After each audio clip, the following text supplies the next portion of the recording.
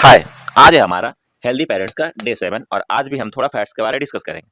तो fats mainly हमें इन 4 sources से मिलता है। पहला है तेल जो हम खाना बनाने के लिए यूज करते हैं, दूसरा है डेयरी जितने भी दूध के प्रोडक्ट्स है, तीसरा है मीट एंड पोल्ट्री मतलब नॉनवेज से, और चौथा है नट्स एंड सीड्स से। अब तेल में देखिएगा मैंने ऑलिव ऑयल, मस्टर्ड ऑयल, घी और कोकोनट को लिखा है। ऑलिव ऑयल जो होता है ना वो सबसे बेस्ट ऑयल होता है धरती का, मतलब इसके ओमेगास बैलेंस होते हैं, आप इन्हें डेली भी यूज करें डेली बेसिस पे तो कोई दिक्कत नहीं है। मस्टर्ड ऑयल मैंने इसलिए लिखा क्योंकि इंडिया में हम मस्टर्ड ऑयल का बहुत ज़्यादा यूज करते हैं, ये हेल्दी भी होता है लेकिन अमेरिका ने इसे बैन कर रखा है कुछ रीजंस की वजह से। घी घी का जो हमारा डेली कंजप्शन होगा वो 15 ग्राम से ज़्यादा नहीं होगा। क्यों? क्योंकि इनके ओमेगास तो बैलेंस होते हैं लेकिन इसमें सेचुरेटेड फैट काफ़ी ज़्यादा होता है। कोकोनट ऑयल को आप वीक में एक बार यूज करें या मंथली बेसिस पे 2 से 3 बार यूज करें। डेयरी प्रोडक्ट्स पे आते हैं। डेयरी प्रोडक्ट्स में जो है अगर आपको कोलेस्ट्रॉल की प्रॉब्लम है तो आप लो फैट मिल्क यूज करें, लो फैट दही यूज करें। अगर कोलेस्ट्रॉल की प्रॉब्लम नहीं है तो आप दिन भर के किसी एक मील में डेयरी प्रोडक्ट्स एक यूज कर सकते हैं। तीसरा है meat and poultry. Meat and poultry में आपको अवॉइड करना है रेड मीट को अगर आपको कोलेस्ट्रॉल की प्रॉब्लम है।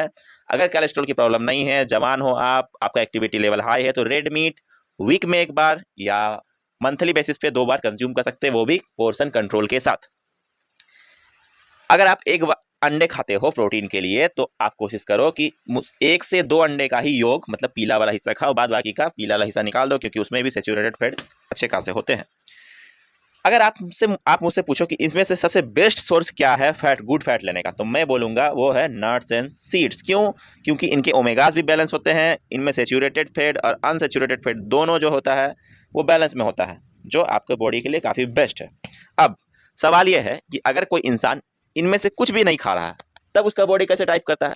तब उसका बॉडी एक चीज़ करता है, वो है कार्ब्स को, जो है जो रोटी चावल खा रहा है उसको ट्राइग्लिसराइड्स पे कन्वर्ट करता है और इस प्रोसेस को कहते हैं डी नोवो लाइपोजेनेसिस।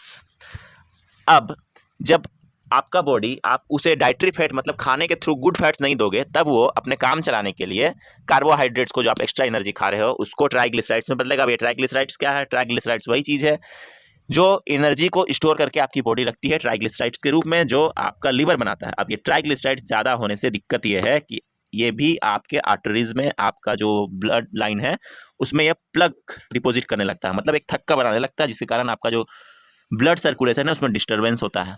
इसलिए आपको गुड फैट देना बॉडी में बहुत ज़रूरी है, जो कंट्रोल आपका टोटल मील का 20 to 30% गुड फैट से आना चाहिए। आई होप आपको मेरी बात समझ आई हो।